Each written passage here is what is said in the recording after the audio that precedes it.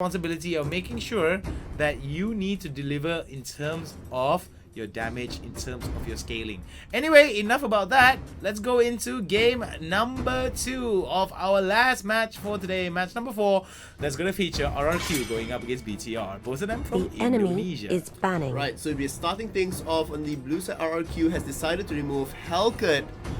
So pretty reminiscent of the first draft that came out. We're going to see Angela as well here. So, you know, the pretty staple favorites to get removed. Away, Martis will follow up, so the Shura King will not be in this final game of today, and who'll be joining them finally at the end of it all. Will we finally see a Grok not get banned? I don't think Grok is not gonna get banned. I nope. mean, what? Guys, this isn't real life. This shouldn't be real life. If will Grok RRQ first pick Yep, him? I knew it. What? No, they're gonna first pick Grok. There we go. RRQ is going to definitely first pick Grok. I think BTR just made a really big mistake here. Or maybe they might be prepared for this. Because once you have someone like Grok who's able to help you rotate from point A to point B as quickly as possible just by staying near a wall, and you just need to pick up rapid boots, this is bad coming in. From the side of BTR, they need to pick something that is able to match or counter the engage and the quick rotations that can be provided by the Grok to the entire team of RRQ. I want to keep in sort of notion here, in case people were not really following the items that happened in the last game. All 5 members of RRQ had boots of swiftness. Exactly. And on the side of Biggitron, you had a variety of different boots that were going on there. So could this be the winning secret to why they were able to rotate, you know, and outpace Biggitron when it came down to I think this is going to be bad for the side of BTR here. Because, I mean, you see them already. You see RRQ already feels like they are moving...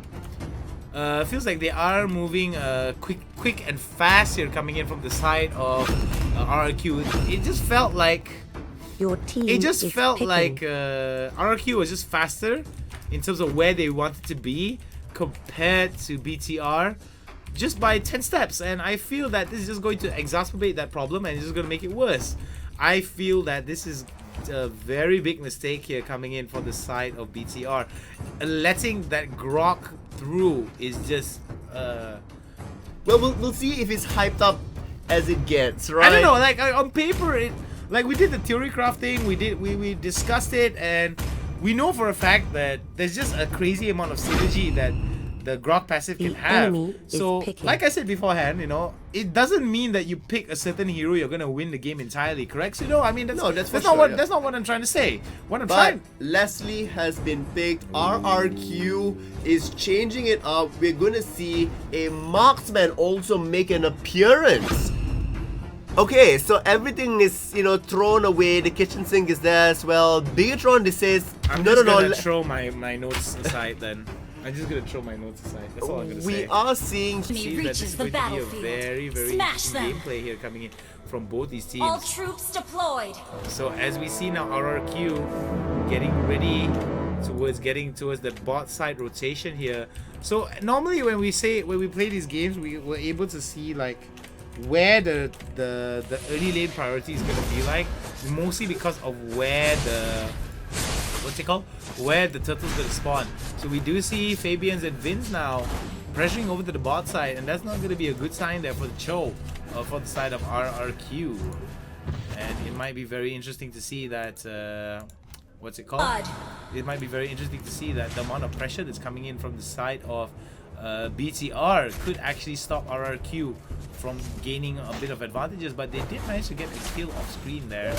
And we do see that coming in from the side of BTR, they want to get a little bit of priority over the top side here. That is why one is over to the top side here. We are going to see at the bottom lane here, Natalia is waiting in the fray. Lesley might be the open target here. The exclamation mark does prove already that she is there. You're going to see that Instinct does manage to come up with the knockup, and now Grok is here as well. Damage you smell what the Grok is cooking, and it's going to be the wall that sets it up, and the Grok sets it up beautifully. RRQ coming in, and Liam comes in and says he is the Grok, and the Grok's going to smash with the wall. Beautifully set up, and man oh man, was that really good. It was just overextension from the side of BTR. RRQ taking advantage. RRQ definitely coming up with the better side there. We're going to see even more damage going through Jawhead heavily clanging his fists together. Here we're going to see, Lesley's given all this additional space because of the early gank in the bottom lane for her to be moving around, getting the gold, getting the items, potentially moving into the later stages of the game. Here we are seeing that, RRQ is starting to fall a little bit behind. Fabiens does take a little bit too much damage there under the turret. It's going to be bad here as Grok tries to go in. Liam gets flinged above the shoulders. Yam now in a big spot. That was a beautiful wall from Liam, but Liam decides to commit too hard there. Why was he doing that? Why was because that Lemon was not too far behind. There goes the sweeping blade, and there goes the re-engage again. Rage in a bit of trouble. There goes another beautiful wall coming in from the side of RRQ. Liam now looking towards getting the chase, but is not going to be enough. Beautiful walls being shown here. Here comes the high loss ultimate, but no, it's not going to be enough. Grok now. Liam taking it down as Lesley tries to go for the shots outside. I do like the split by RRQ, keeping Chow at the bottom, and the pressure there. Harley was pushing at mid as well as they took the fight back up top. Right now, you're going to see that their goal, because they stayed within lane, they also get the experience lead. That's helping out for them. Really well executed by RRQ. Bigatron, slightly scrambling to figure out how they need to maneuver around this. Joy comes in. A wall is good, but he will be able to escape out from this with the additional movement speed that's coming through.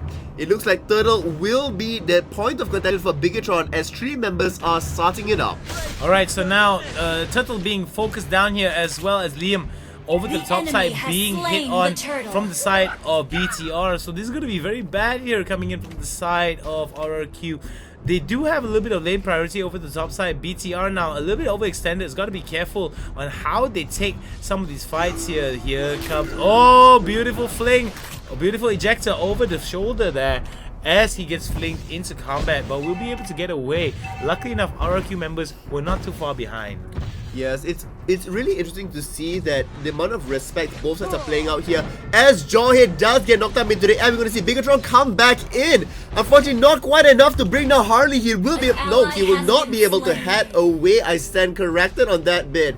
And here we are going to see the flicker forward. Jigolo does knock him out. Jail will be the next one to fall away as Chuck gets a kill train on that one. We are going to see Natalia does get the kill across with the smoke screen there as cover for herself. Beautiful, beautiful stuff being shown there by RRQ and BTR. Both of these teams looking towards keeping it as competitive as possible. So I'm thinking that with LY4 off the roster, it seems that RRQ doesn't have anyone to target anymore.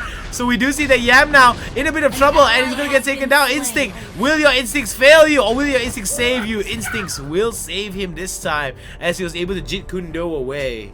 We are going to see the backup is coming in the form of Harley and Saber, hoping to bait them out. Triple sweep around the turret. This is going to be bad here coming in, and it's going to be a kill. Lemon now leaving it up, getting that double kill. Beautifully done, setting up that triple sweep right into the sweeping blades, getting them down, taking them out, and it seems that RRQ right now keeping up the aggression. Well, we see that Bigatron is responding just in kind as well. The goal lead has shrunk down to less than 1,000 already as Turtle is coming up in the next 5 seconds. Alright, it seems that the Grok is stuck in a bad place, but it seems that they are now stuck in a Grok and a hard place. Between a Grok and a hard place. Beautiful wall there coming in. Yam comes in. Fabiens solo. Still will manage to survive out. Here we're going to see that now Gushin is being chased away. Lesley does go invisibility for a bit. The knockup is there. Gushin will be the next one to fall as RRQ extends their kill lead even further. Harley now is going to be taking up his buff for himself. The bottom turret did fall, which means that they are having a little bit more area to maneuver over there. Lesley can farm up if she needs to, as the attention from Turtle will disappear given it's a 6-minute mark.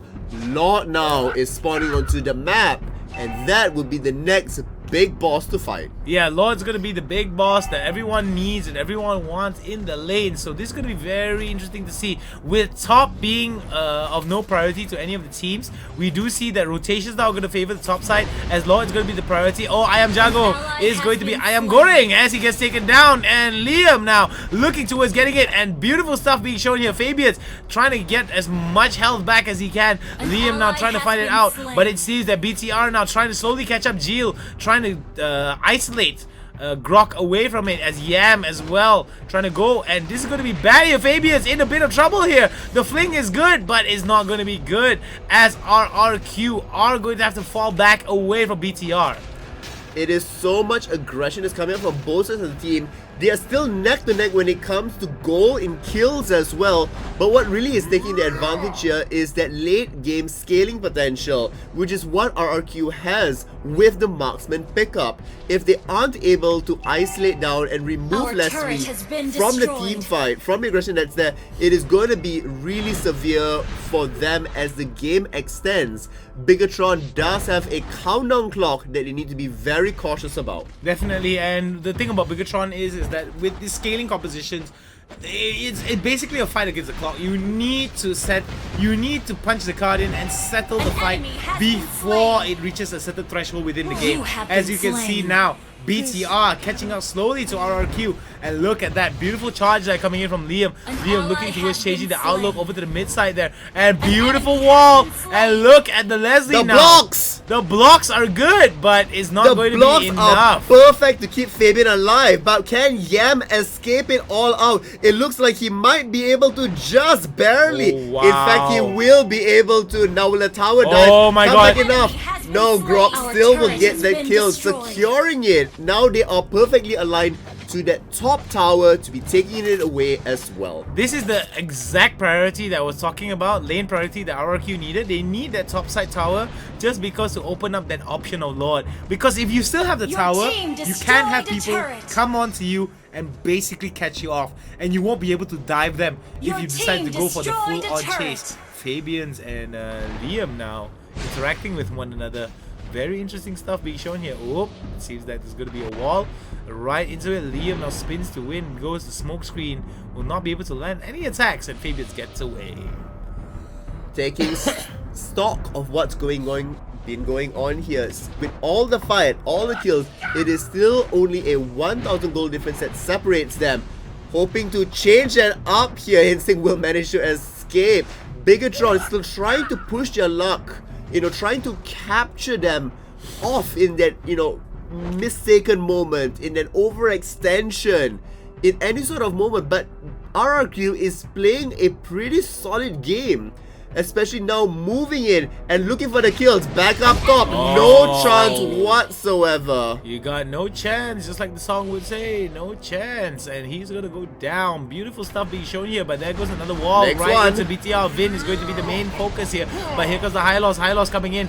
Rage is going to be the story of the day as he gets the kill. Another killing spree here coming in from the side of BTR, and it seems that BTR slowly picking it up. Cube now, the stun goes across. Instinct will be the next one to potentially fall, but you're going to see more damage coming in from the other side here. It is going to be Liam that's dancing around with two other members that's there, but they are diving behind the turret and taking so much unnecessary damage. BTR now 5 men dead across. RRQ going to be happy to start up Lord, and there is nothing that Bigatron can do about it.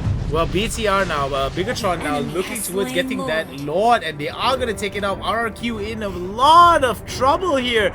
As you can see, they are looking towards getting this lead. Now we do see that BTR is slowly clawing up, and because of this, RRQ has to be very wary of how they place themselves. Yes, they have a marksman that does tons and tons of crit damage, but whether or not the marksman is able to continuously throw out that DPS safely is yet to be seen. Lord now being pushed out into the mid lane, so this is the kind of breathing space that BTR needs. Comparatively to the first game, this is just a different level of BTR that we're seeing. I mean, Bigatron here is definitely trying to do their best. They were behind in terms of kills. Now they are ahead in terms of kills, and they are ahead in terms of gold as well, which is really just helping them out here. Unfortunately, like I said, the countdown clock is there. Lesley can easily win a fight against them if she's in the right position. Liam here might get tossed back, does not quite find it, unfortunately. Liam will be, kicking himself just for that. The wall of separation does come across, but it looks like they will be opting to go for the safer option back up top as Hayabusa gets punished in the bottom lane. This is bad here coming in from the side of BTR. Very messy. Because Lord has been taken down already, so they kind of lost their breathing space. They should have actually stayed with the Lord and tried to defend it for as long as possible, or at least go for a split push option here. But it doesn't seem like a very good idea for the side of BTR now.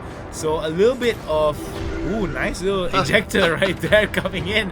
A little bit of cheeky stuff being shown by by the Jawhead. We also need to be cautious here. We can see that Hylos is so low on mana at this point, so not really being able to utilize all the skills if a fight were to be breaking out. So they feel quite comfortable at this point. RRQ still very much holding on to it, although they are slipping away in terms of gold, and they do have a few more turrets that they can be taking to equalize that.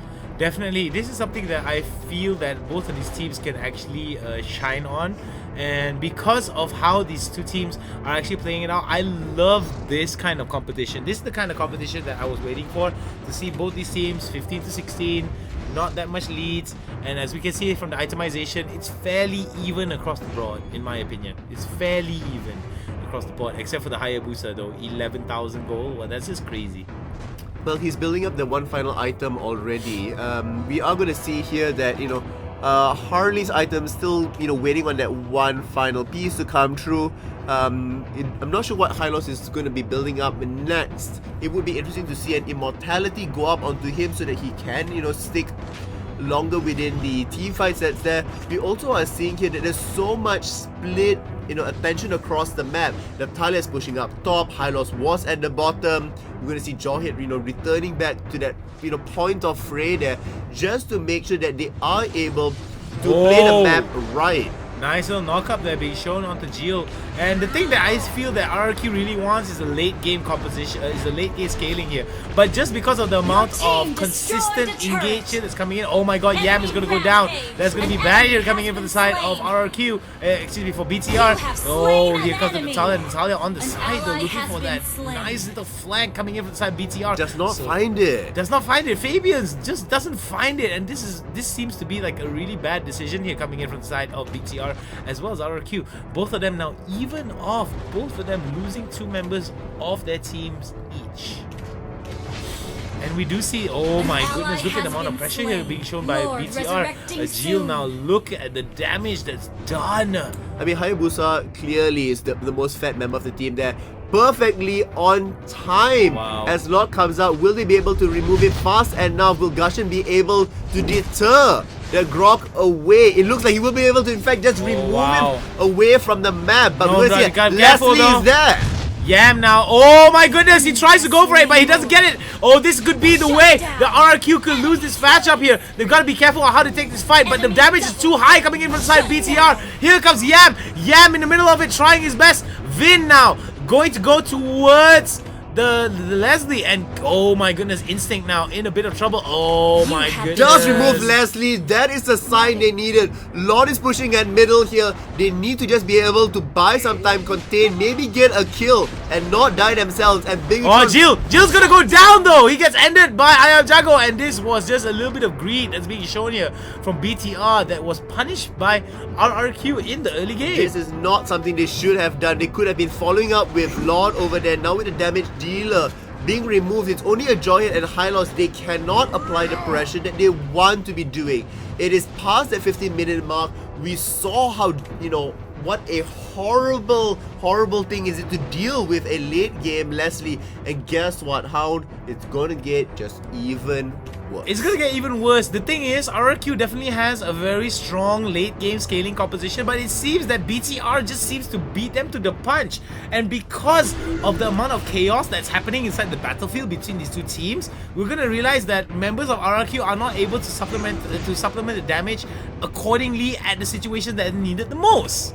The reason why Bigatron is able to do all of this is because of their positioning. There is a collapse. There is the the concave that is set up, so that you get somebody coming in with the flank that gets caught off guard, that you flicker into the wrong direction. Here we're going to see Hylos Duck and knocked Oh up into my the goodness, air. it's gonna be bad here as the high loss ultimate has gone down. All the speed has gone up. Everyone is fast as Sonic as the fight is gonna go all over the place. RRQ in a very bad spot, but it seems that RRQ are able to turn it around. Look at the amount of damage that Ayam Jago is gonna be throwing out. Vin now was able to get away, but over to the bot side there, bottom turret will go down. It seems that the split was definitely in favor of BTR. However, it seems that 2 for 1 will not be in favor of BTR. I will have to commend that play because they knew they were going to start the fight over there. Natalia was going to push the bottom. However, did they factor in that it's now my goodness, 17 minutes already into it? If they're going to keep split pushing like this with Hayabusa at top, can they sustain with the rest of the members of the team? 2 members are down. This is going to be a race for the base here. We have Saber at the bottom that's going to be dealing with him. The tower doesn't even go down. And now Bigatron might be in a little bit more of a better position just simply because RRQ decided to back off. They should have kept up the pressure. RRQ should have kept up the pressure. But at the same time, I understand where RRQ is coming from because they already had someone over to the top side trying to push out. They already lost that bottom side already. Middle is exposed. 60 seconds until the Lord comes up. The next 2 team fights and the Lord race is going to be real here. But apologies for the base race, excuse me, for the base race pun. I thought it was going to be a bit of a base race. It was my bad. Saw the map a little bit wrongly. But I do feel that it's going to be a race for objectives as both of these teams were trying their best to secure whatever towers that they have in order for them to get more pressure. With the pressure relieved here from both these sides, we're going to see a fairly even fight coming in towards the 30-second mark here, in another 30 more seconds towards the Lord here, because I believe that BTR does have the opportunity to go for the Lord.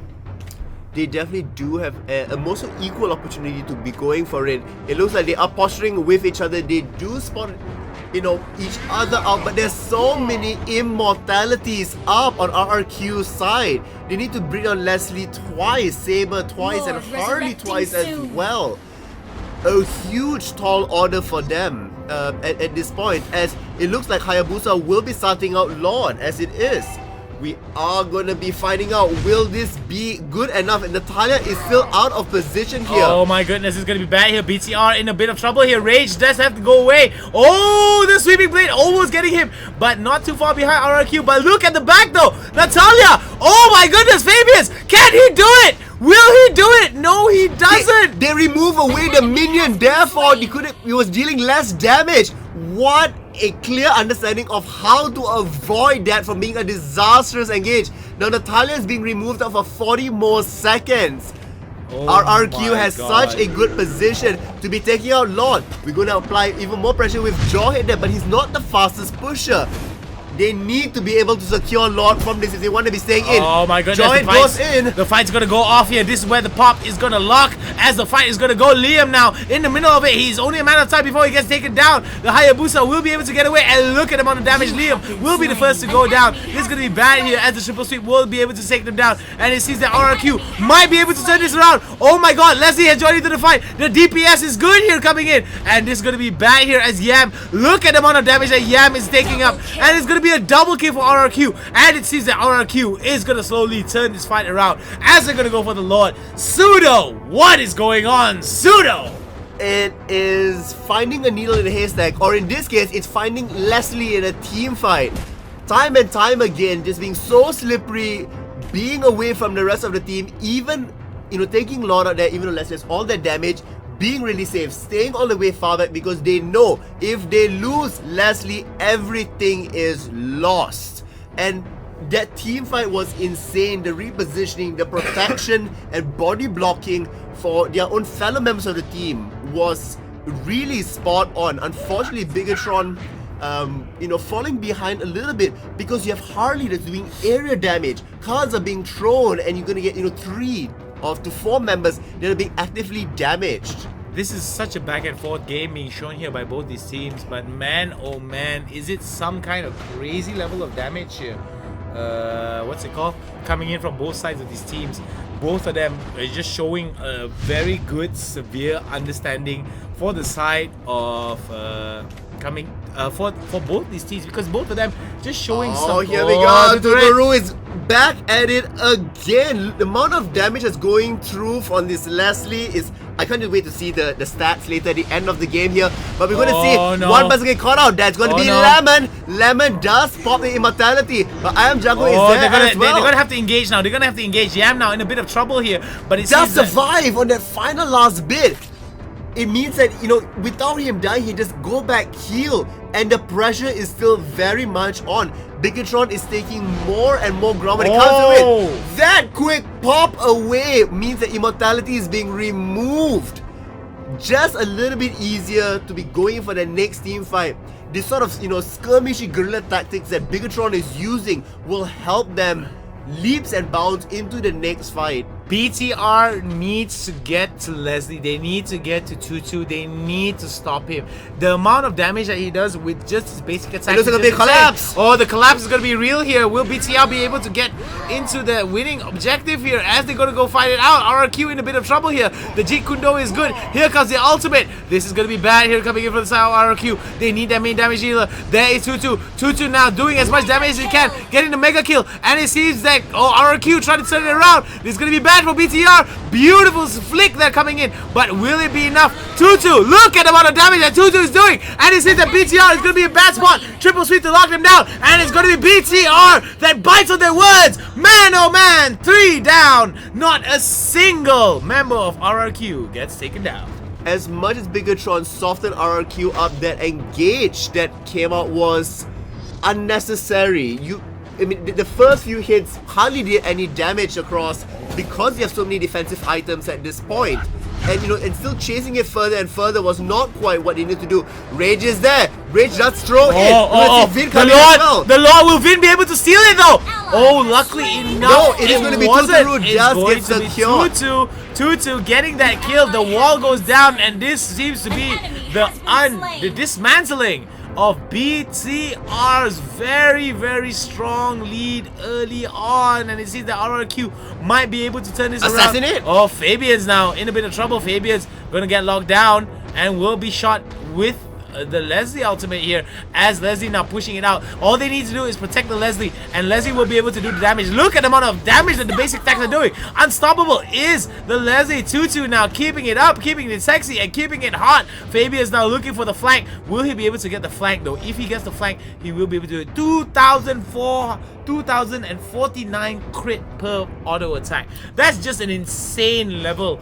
That's just how crazy amount of damage that TUTURU has in this late game composition here. It is crazy how TUTURU is able to, you know, execute really at this point, but it's also a huge testament to Bigatron out here, where they are able to, you know, land their defenses multiple times away here, you know, making sure that they are removing the waves away simply so that the Lord, for instance, here can't be pushing, or they cannot be overextending and staying here. Huge props to both these teams for having what a stellar match coming across. A battle of minds and strategy here. Whoa, beautiful way of the dragon there to stop Yam from coming in, and this is exactly where they need to take the fight here. The positioning coming in from the side of BTR is not good. There's going to be a fight here. They just need to clear the minutes. If they clear the minutes, they'll be fine. They can't do it though, because look at the amount of damage that TUTURU is doing. They won't be able to do it. And that's it. RRQ with a nail-biting fight, winning over BTR. Victory! Really well-deserved win by them. Both teams played phenomenally on both ends of it, and just looking at the terms of items, everybody is completely filled up. Everybody is crazy up there. Looking at Lesley up there, almost 20,000 as well. What a good game. Marksmen are not in meta anymore, I think. Hey, look, this is not just any marksman. This is TUTURU playing the game out there. 15. Holy cow. 156,000. Holy cow. Holy freaking